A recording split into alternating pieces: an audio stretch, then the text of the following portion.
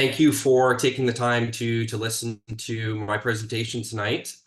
Just want to take a little bit of time to let you guys know a little bit more about us, who we are, who Acorn Tiny Homes is. We're a Canadian company. We're based out of Toronto in Ontario, and we're entering into our fourth year of production. We've been building since 2020, and our entrance into the industry came out of a need for ourselves. So, like most of you, home ownership is something that is very difficult to achieve. That's why so many of us are so interested in the tiny home industry, because it means affordable home ownership.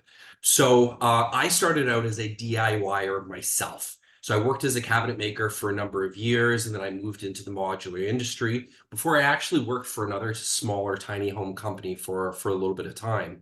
And then came my need for a tiny home myself. That was always my goal, was to go tiny. So my wife and I, we found that we were pregnant and expecting, and we needed a home. We couldn't afford a home in this market. And so we decided to design and build our own home. So the prototype was Domek. And so this is the finished product Domek. So this is my tiny house. My wife and I and our son, he's about to turn 3. We've lived in this home for just over 3 years now. And our home, we were toured by Exploring Alternatives, and that was kind of what put us on the map. They're a YouTube lifestyle channel exploring tiny homes, living aboard at sea, those sorts of things. And that's what launched our company. So there was a need. People reached out to us. They were very interested in our style, a DIY kind of production tiny home. And so we were finding that the majority of the tiny home industry was catering more to the Airbnb market.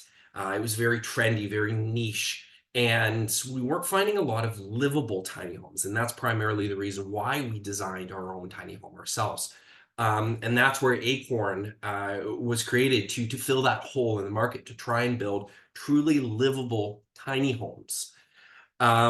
So one of the other things that's important, we were also finding that it was really only DIYers that were creating those truly livable tiny homes. And that's where we saw that we could fill a hole in the market there, was to create those unique tiny homes that had unique features like this: an under-counter deep freezer. Because, the average Joe doesn't live out of an apartment-sized freezer or fridge and freezer combo.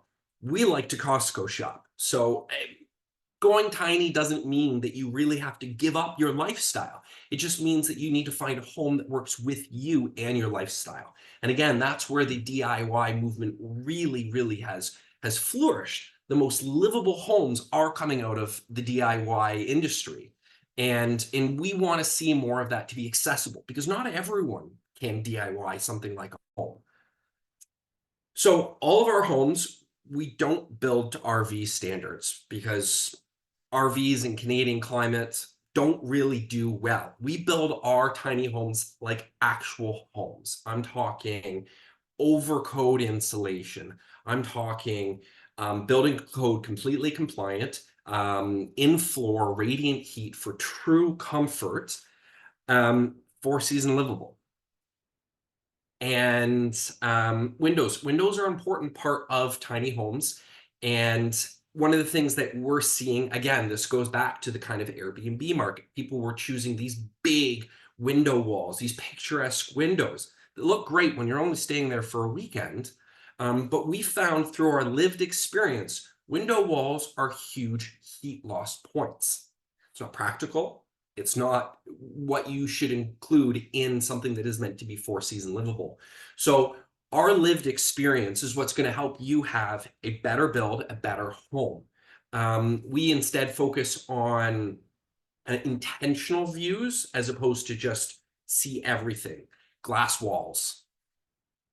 And all of our windows, because of this importance, is they're all triple pane for high energy efficiency, because that's one of the important things as well. When you're going tiny, for a lot of people, The intention is to reduce your ecological impact, to reduce your costs, to reduce your effects on the planet as a whole. So if you can save money and save heat loss through high efficiency windows, through intentional design, you're going to be saving in the long run as well. Now, one of the most important things that we often fail to see in tiny homes that really make it livable is a mudroom. We live in Canada, us personally. Most climates, you're going to have either sandy beach, you're going to have wet winter weather, you're going to have something that you don't want to bring into your kitchen.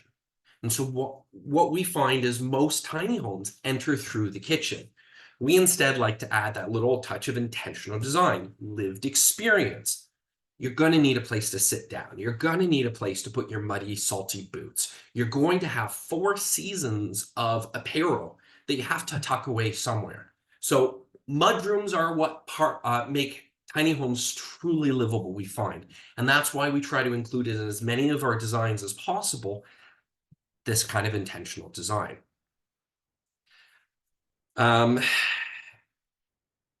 Now, just because you're building tiny doesn't mean that you have to give up your personality and who you are in your space. And that's one of the things that we find that we really strive at as well is that kind of unique style behind our designs. So in one of our models, the Sherlock home, the House of Mystery, we've included a hidden bookshelf door. Now, what's really cool about this is one of our actual past custom builds that we did this for, and we loved it so much that we've included it into one of the models that we have available now, the Sherlock. So again, hidden bookshelf door. In this, it was an exterior door, and our model that actually enters into the main floor bedroom, complete with light toggle switch in order to unlatch and activate that door and open it up. It's this kind of fun, unique personality that we're finding was missing a lot.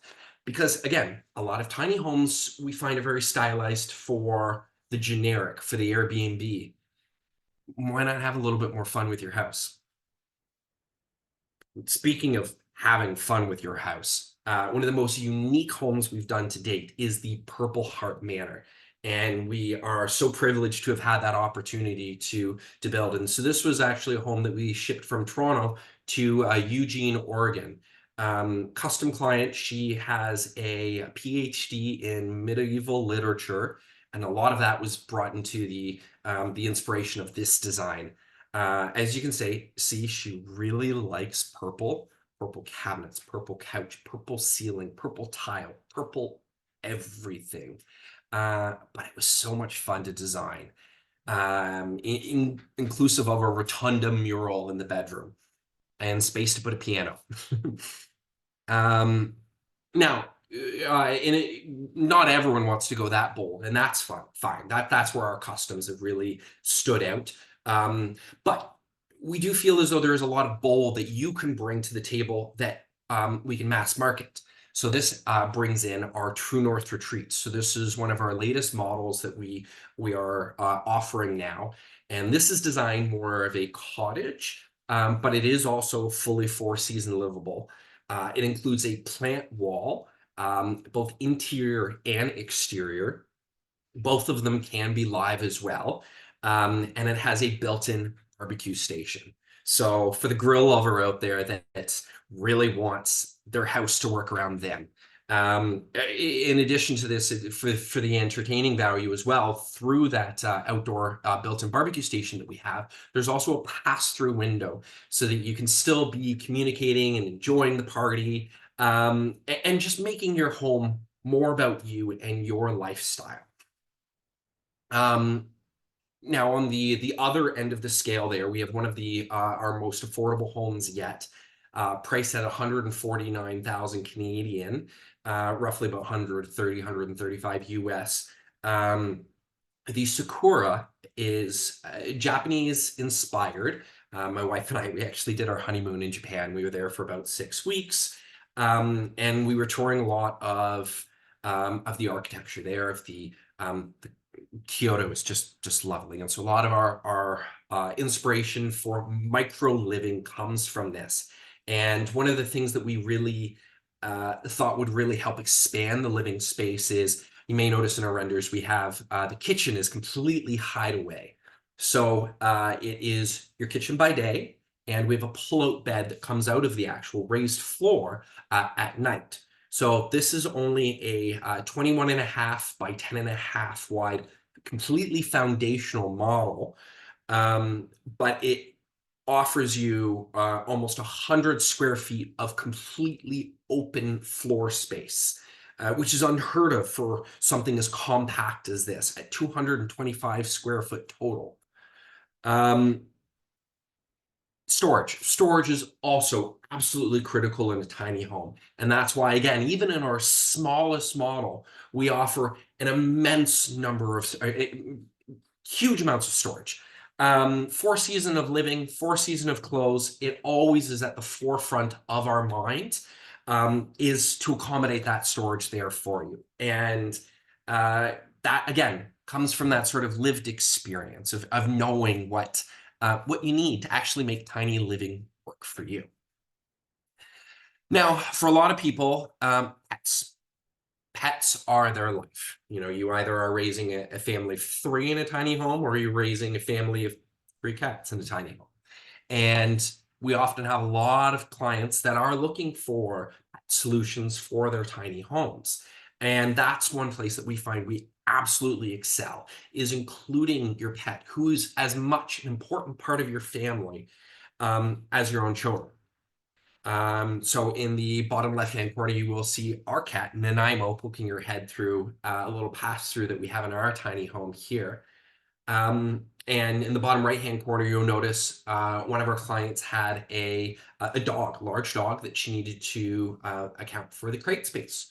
So what we did for that as a unique solution was just build the crate into the kitchen peninsula. So completely custom, completely built-in solution there, but it tucks away, it's out of sight, out of mind. Again, it all comes down to this kind of intentional living. And that's where custom really stands out. Now, families, as we were just talking about, are just as important. We've got cats, and we have our little dudes. So that's my little dude there, Osiris. As I mentioned, he's turning 3 next month. And the tiny home was all about him. It was all about, for us, creating a home for him to grow up in, and with an emphasis on less home, more life, less stuff. And so that's where we as a tiny home company really truly stand out. It is that lived experience. There's not a lot of other builders out there that are actually living the lifestyle that they're selling. And it's disappointing, but it doesn't mean that you can't design a great tiny house. We just bring something new to the market in terms of an understanding of where you're coming from. And we understand what it's like having a water line freeze on -30, and the things that we can do to ensure that our homeowners, our customers, are never going to have to experience that. And yeah, and that's building with Acorn Tiny Homes is going to create exactly that experience. Okay, so does anyone have any questions for me?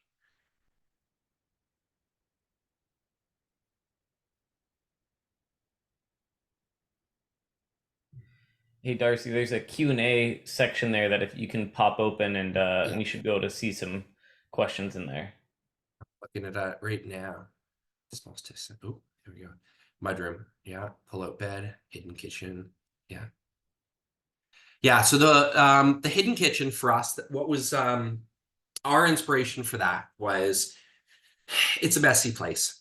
We designed that home to be more of a bachelor apartment, a small professional family. For us in Toronto, Mississauga, the greater Toronto area, it's very expensive right now.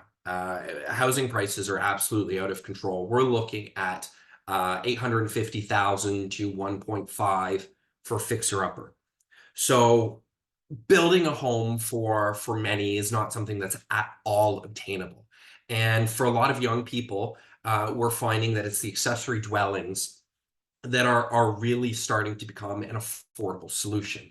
So, fortunately, in Ontario right now, we've just passed a law called the a couple of years ago, we passed the More Houses, More Choices Act, which requires by default for all municipalities to allow for accessory dwelling units. So, garden suites, tiny homes, those sorts of things. So, right now, all cities have to allow something like this. Tiny homes on wheels are still in a little bit of the gray, but we are working with a couple of municipalities that should be allowing them in the near future. We do actually have a couple of our homes, one that's going out in a week, that is a tiny home on wheels, fully legalized, fully approved. And so that's one of the benefits of our certification process as well. We don't certify as RVs.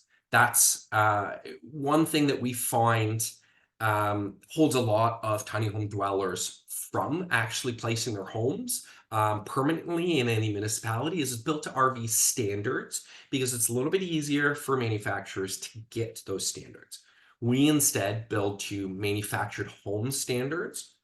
And as a result, that means our homes can be placed as permanent dwellings um, legally, whether it's on wheels or off of wheels. You do still have to go through the permitting process here locally in order to get that, but it's no longer a build permit. It's just a permit to install, which again makes things so much easier. It's pre-certified, pre-inspected, and we're starting to have a lot more luck with that.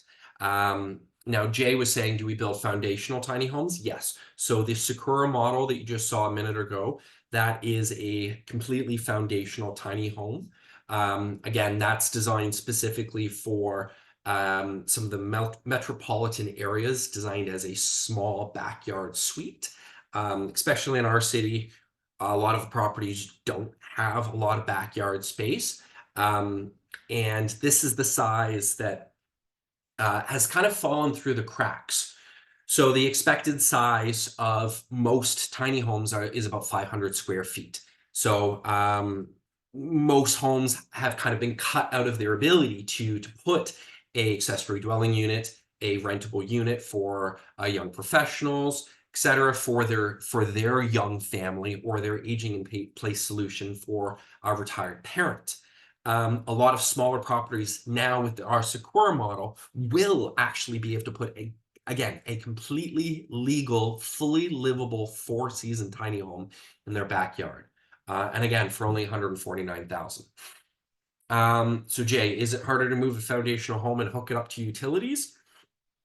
No. So when we do our homes, typically we'll build on helical piles. Those are essentially ground screws. They raise the home a little bit out of the ground. So what makes it nice and easy for that is for the utilities is all of that gets roughed into an approximate place. And because we have a little bit of a void space between the ground itself, the exterior ground and the home itself, if things are off just a little bit, it's fine. We can add plumbing elbows, etc., in order to address that. So not a problem at all. All of our pricing is in Canadian dollars. To answer that question, 149,000 Canadian. Again, that should be around 130, 135 US dollars. Now that's just for the home itself. There is some additional transportation costs as well, depending on where you are located. But we do ship our homes across North America. As I mentioned earlier, the Purple Heart Manor, we did ship to Oregon. So that was a nice trek earlier this summer when we did that. Yeah.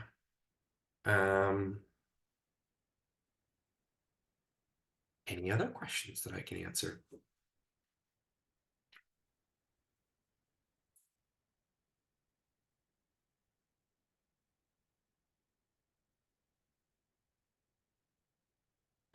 Darcy, did you already answer all the ones in the Q&A? Oh, Q&A. My apologies. I missed that. No worries, just making sure. Yeah. Uh,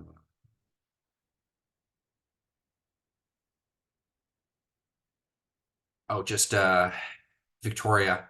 Purple Heart. Yeah. So many cool features for that. One of the most unique features that we did for her was a catio.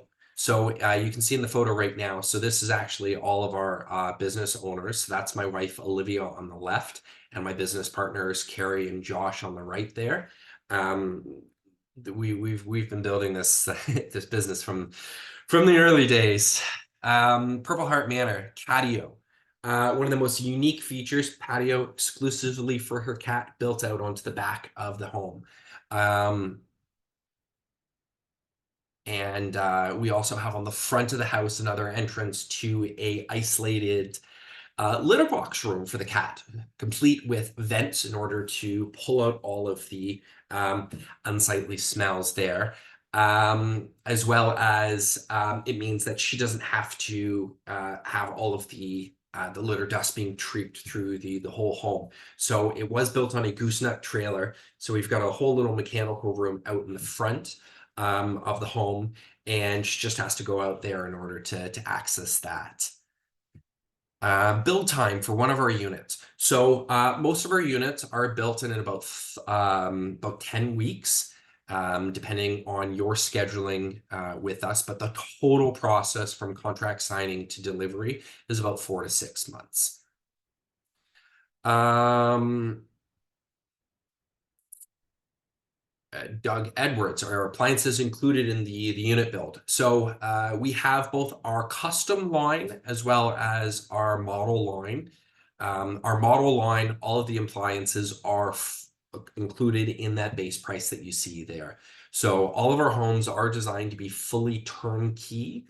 Um, it's just hook up to utilities on site, and it's move-in ready, and you're good to go. So yes, unless we're building custom and you've specifically requested not to include the appliances, then yeah, they're included. A few people now have asked, do we build foundation? Yes, we do build foundational homes, as I mentioned. We do put them on helical piles. And so that makes them still accessible if you want to relocate them later on. All it requires is just a crane to put it in place. And craning, surprisingly, in our area is not that expensive. It's usually about $300 or $400 an hour at about a 4-hour minimum. So you're looking at anywhere from about 1,500 to $2,000, again, Canadian, in order to crane a home into place, which not too bad if you're only having to move it about every, 5 or 10 years, if not less. Eco-friendly. Oh, yes. Oh my goodness, I can't believe that I forgot to mention our eco-friendliness. We design with energy efficiency and eco-sustainability in mind.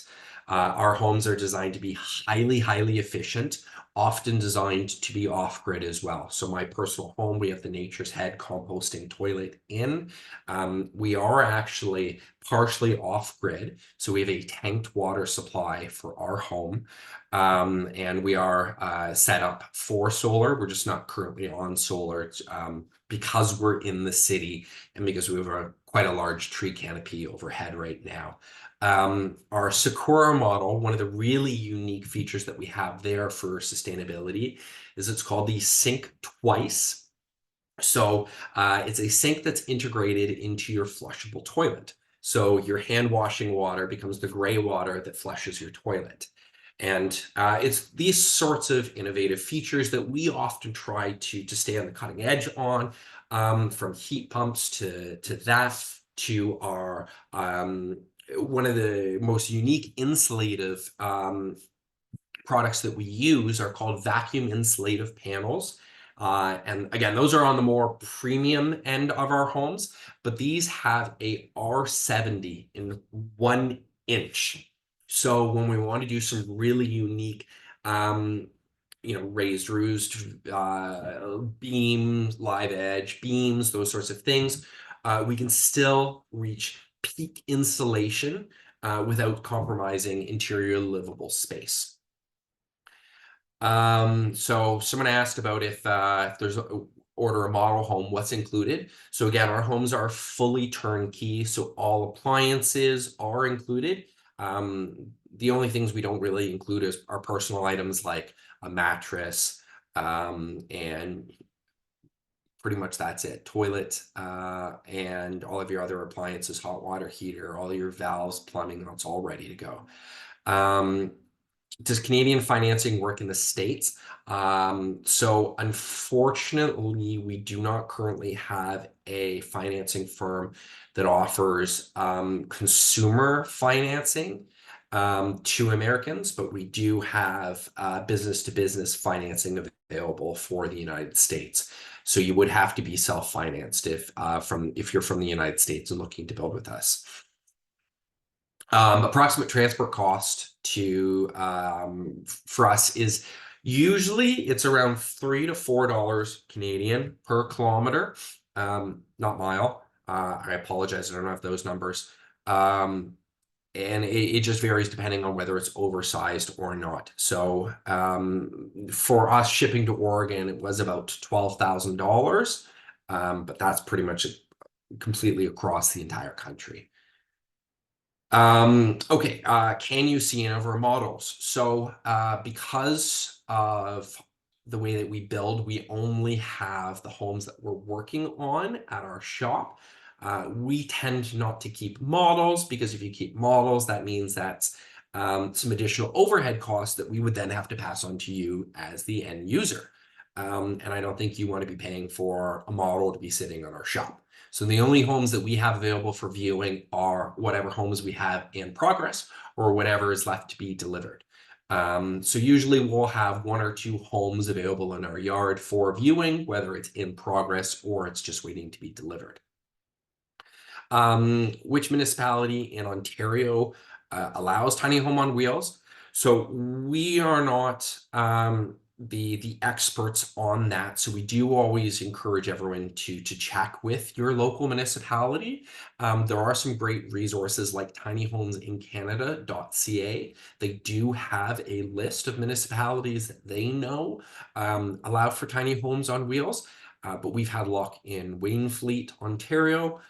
We are in process with Mississauga right now for some legal tiny homes on wheels. And then there's a few other municipalities like Petawawa and Kingston that do allow them as well. Oh, how does my little dude do in a tiny home? Oh my goodness, he loves it. His room was one of the focal points of our tiny home as well. So I ran about 550 individual strands of fiber optic cable through the ceiling in his room so that we could have a twinkling night sky. So he'll look up and it'll just sparkle as he's falling to sleep. There's a bunch of little features like this that we've included because we knew we were going to be raising a tiny person in a tiny home. We also gave him the bigger room because we're planning on having a second child. There's a lot of other things like push-in stairs that we have for our bottom 2 steps that we specifically designed for when they're in the early danger zones. We can put the stairs out of the way and lock it up, and it's harder for him to get upstairs. It's more neat and tidy than a baby gate. And there are a whole bunch of other features that we've included. He loves it. He really likes just the micro of the home. It forces him to clean up a little bit more too. And so actually in our home, we've given him his own tiny kitchen and his own little tiny storage place beside our kitchen as well. So he often is now more actively involved in his own tidy up. Because he understands that it's a smaller space and he has more awareness of his how much space he occupies there. Now the big reason we went tiny as well is we wanted to have more of an emphasis on outdoor living as well. And so by having a smaller indoor space, it pushes all of us to spend more time outside. And the outdoors is where we really stretch and explore and find ourselves. And I think that is a better focus in life than just a giant house that you're just heating needlessly. I think that's most of my time. Yeah, man. Thanks so much for presenting here. Super cool. You answered like everybody's questions and all that good stuff, but I'm sure there's plenty more to come through. Actually, I think there was a couple more maybe in there, but I are you able to join the builder booths right after I this will. at about an hour from now? Cool. I Cool, will. cool. Yeah. Okay, good, good. Awesome. Well, dude, super cool to see those pictures and what you guys are up to. Your guys' ability to kind of take that and put into custom tiny homes, whether it's you're building for pets or just desires or whatever it is, like the purple home or the pet different features you've done. It's just super cool how you fit that in seamlessly and make it kind of out of sight, out of mind, but also still kind of like a forefront feature. So super cool. Thank you. Absolutely. Good stuff. Well, really appreciate the time and looking forward to the breakout booth about an hour from now. And yeah, appreciate it. Thanks for jumping on here. No worries. Take care.